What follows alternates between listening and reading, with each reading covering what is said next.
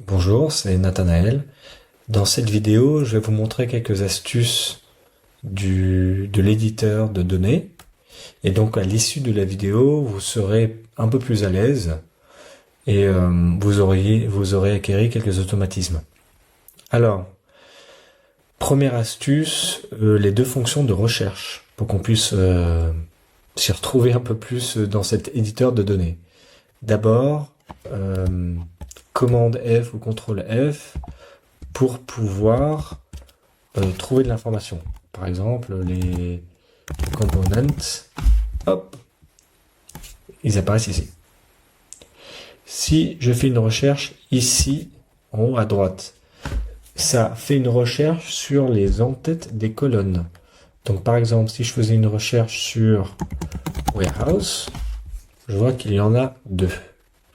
Ceci est très pratique, par exemple, pour pouvoir changer l'ordre.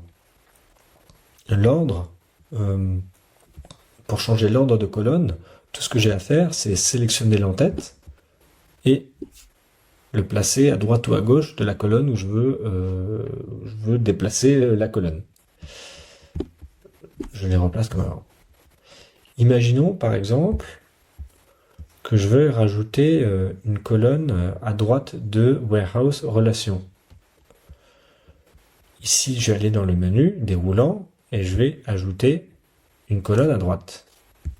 Je pourrais aussi rajouter la colonne ici. Faisons-le. Donc on va appeler cette colonne location pour l'endroit de la warehouse. Et vous allez voir que cette colonne va s'ajouter tout à droite de ma table. Et il va falloir que je la déplace comme ça.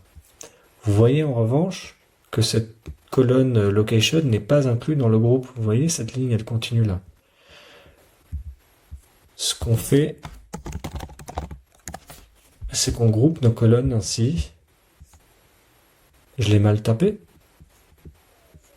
Trop bizarre. Ah, il y a probablement des espaces, ouais. Et donc, je vais rajouter des espaces. Comme ça, on fait les choses correctement. Et on peut toujours réordonner comme ça. Qu'est-ce qu'on peut faire d'autre ? Pour effacer de la donnée, les nouveaux parfois sont un peu perdus. Part 21, pour effacer cette ligne, je la sélectionne. Et c'est un commande retour ou delete, qu'on soit sur Mac ou PC.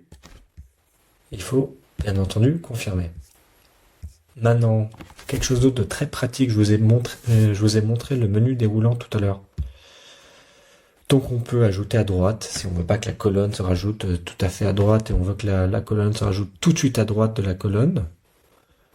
Peut-être que j'ai verbalisé ça de façon un peu confuse, mais donc là, par exemple, si je fais add column right, ça nous rajoute une colonne tout de suite à droite de la colonne name. Et alors, quelque chose qui est extrêmement pratique, c'est find uses. Ça permet de savoir où cette colonne est utilisée. Et là, comme vous voyez, elle est utilisée absolument partout. Dans des colonnes calculées, dans des composants, et aussi tout en bas ici, sur des écrans ou des tabs. Alors, en cliquant ici sur la petite flèche, ça nous emmène directement, hop, à la colonne en question. Et donc, si on a besoin d'effacer une colonne, par exemple, c'est bien de voir d'abord où elle est utilisée pour pas tout détruire derrière.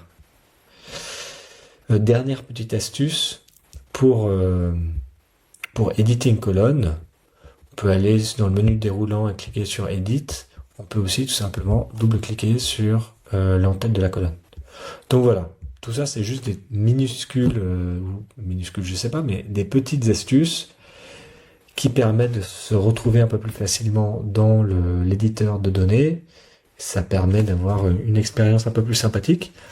Dans la prochaine vidéo, on va passer en revue un petit peu l'éditeur de mise en page.